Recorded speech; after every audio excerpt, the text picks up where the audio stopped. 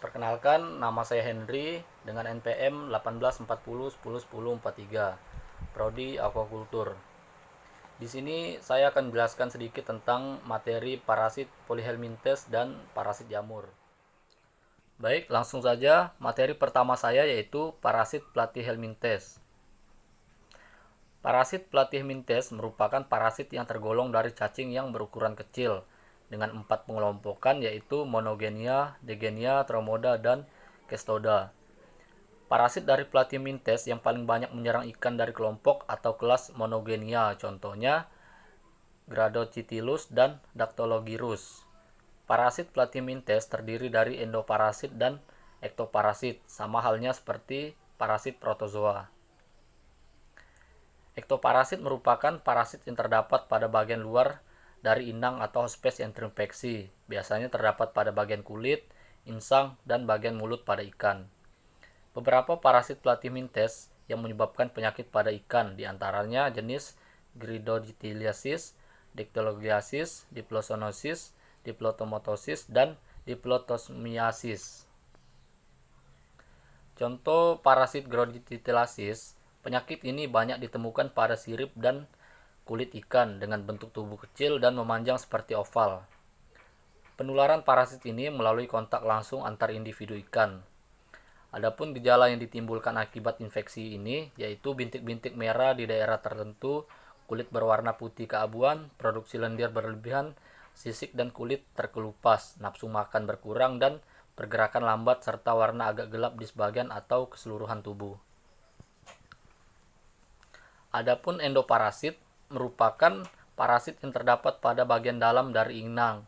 Berbeda dengan ektoparasit, kalau endoparasit ini berada di dalam inang atau hospes yang terinfeksi. Biasanya terdapat pada bagian daging, pembuluh darah, ginjal, jantung, dan hati, serta organ yang lainnya. Beberapa parasit Platyhelminthes yang menyebabkan penyakit pada ikan diantaranya dari jenis Sauginiasis dan Ithositosis. Contoh penyakit Sauginiasis ini yang penyebabnya adalah parasit Tremotoda yang ditemukan di darah ikan. Jika terinfeksi, terlihat pada insang yang berwarna pucat dan pergerakan lambat. Siput merupakan inang perantara di dalam tubuh siput larva berkembang menjadi Sporchis dan Carcharia. Penyakit yang diakibatkan oleh parasit ini tidak terlalu bahaya jika jumlahnya sedikit, namun jika jumlahnya banyak akan menyebabkan kematian pada ikan. Pencegahan dapat dilakukan dengan pembersihan siput dari perairan. Lanjut materi saya yang kedua yaitu parasit jamur. Jamur merupakan nama lain dari fungi yang mempelajari tentang mikroorganisme eukariot yang bersifat non-fotosintetik dengan kebanyakan berperan sebagai saproid, namun beberapa jenis jamur bersifat parasit. Jamur ada yang bermanfaat dan merugikan. Yang bermanfaat diantaranya adalah fermentasi alkohol, pembuatan tempe, menghasilkan antibiotik.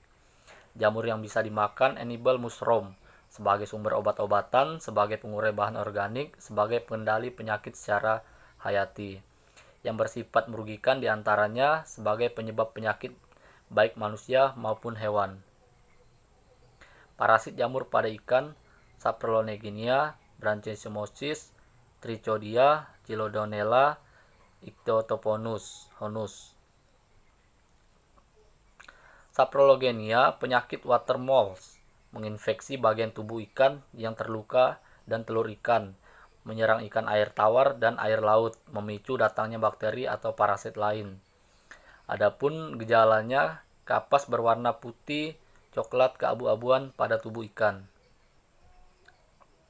Trichodia, menginfeksi kulit dan insang, menyerang ikan air tawar, populasi meningkat ketika musim peralihan dari musim panas ke musim hujan. Dapat berenang bebas dan hidup di luar tubuh ikan lebih dari 2 hari. Adapun gejalanya iritasi kulit, produksi lendir berlebihan, insang pucat, mengap-mengap sehingga ikan sering menggantung di permukaan air, nafsu makan menurun, gerakan lemah, sirip ekor rusak dan berwarna kemerahan akibat pembuluh darah kapler pada sirip pecah. Chilodonella, gerakan lamban, warna tubuh pucat, kulit teriritasi, bentuk lonjong, menginfeksi permukaan tubuh antara epidermis dan dermis seperti serta insang. Sekian materi dari saya. Jika ada salah kata atau pengucapan saya yang keliru, mohon dimaafkan. Sekian dan terima kasih.